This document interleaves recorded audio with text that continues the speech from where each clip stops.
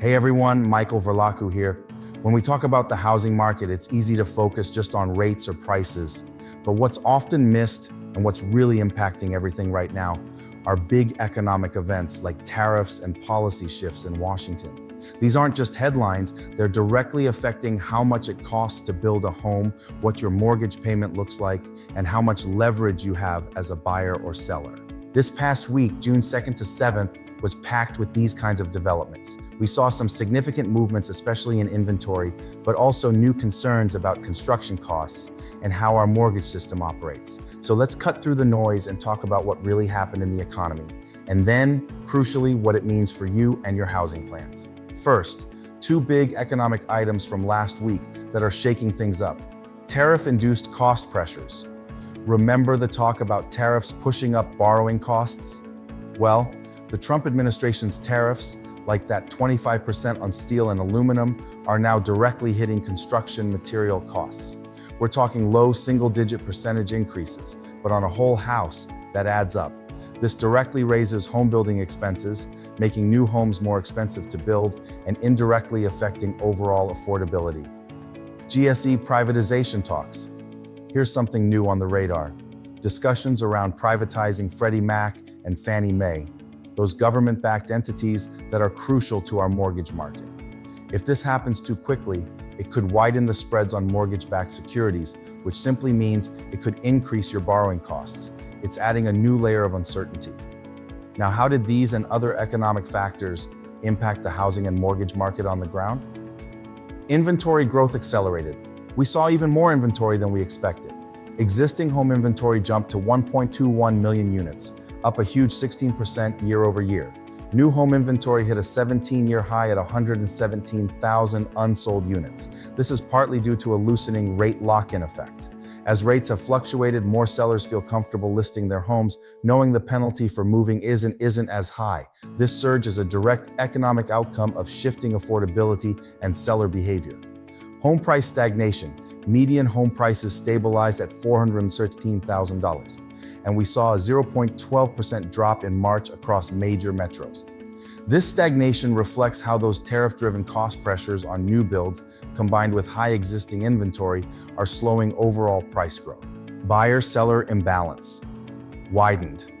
That gap between sellers and buyers grew to a 490,041 seller surplus. Canceled sales also rose year over year, especially in places like Austin. This imbalance is exacerbated by affordability constraints, which are now compounded by those rising tariff-related construction costs. Foreclosure activity. Here's a concerning economic signal. Foreclosure starts rose 14% quarter over quarter in Q1 2025. Real estate-owned properties, or REOs, also increased 8%. This indicates some homeowner stress, likely due to a combination of higher costs and broader economic pressures. Let's quickly review how some key economic indicators we watch actually played out, directly influencing housing and mortgages. CPI, Consumer Price Index. The April CPI showed a 2.3% year-over-year increase, with shelter costs up 0.3%. This signals persistent housing cost pressures, which contribute to keeping mortgage rates elevated, as the Federal Reserve remains cautious about inflation.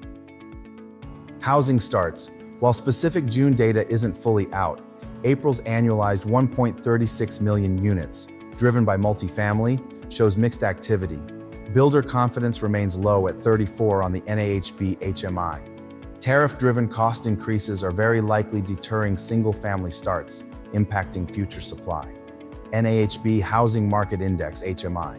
This fell to 34 in May, confirming builder pessimism. This direct economic indicator reflects builder concerns about high inventory and those rising tariff-related construction costs impacting their willingness to build more. Here's the breaking news just in the past 24 hours. Tariff concerns persist. Social media is buzzing with worries that tariffs are making new home construction prohibitively expensive, potentially slowing housing starts even further. This ongoing economic policy concern is a direct threat to future housing supply. Legislation for housing development. The NAHB reported new legislation in Congress aimed at supporting housing developments in California and lowering insurance costs for buyers. If passed, this could offer some economic relief and boost affordability. Looking ahead this week, here's what I'm watching and how it could economically influence housing and mortgages. Pending home sales, June 13th. April's index dropped 6.3%. A further decline could signal ongoing buyer caution due to those tariff-driven cost increases. This is a key economic indicator of consumer confidence. Housing starts, June 12th. Expected to show builder response to low confidence and rising material costs. A decline could tighten future supply, while growth might deepen buyer-friendly conditions. NAHB Housing Market Index, June 13th. A further drop below 34 could indicate prolonged construction slowdowns due to tariff pressures, with significant economic implications for 2026 inventory. So, what should you do with all this given the economic realities we're facing? If you're a buyer, leverage the high inventory, 1.21 million homes, in softening markets like Detroit or New Orleans. Negotiate. Explore programs like Rocket Mortgage's 1+, 1% down payment to offset those tariff-driven cost increases on new builds. This is about strategically navigating the current economic landscape. If you're a seller, offer incentives like closing cost assistance. 61% of builders are doing it. In areas like Austin, lower prices to avoid long listing times, especially with rising foreclosures. You need to be competitive in this economically driven buyer's market. If you're thinking about refinancing, monitor those GSE privatization talks closely, as they could impact borrowing costs. Seek lenders offering fee waivers to mitigate some of the overall cost pressures. Your refinancing strategy must consider these larger economic and policy shifts. Agents, highlight affordable markets and builder incentives. Educate clients on tariff impacts and potential insurance cost relief from new legislation. Being informed about these economic forces gives you an edge. The housing market is facing significant economic headwinds, from tariffs to potential GSE privatization. This is driving high inventory, stagnating prices, and unfortunately, a rise in foreclosures. But it's also creating real opportunities for strategic buyers. Want to stay on top of mortgage rates in real time? Don't guess. Know exactly when rates drop. Click the link below to access our free mortgage rate tracker and get real-time updates. Thanks for tuning in. See you next week.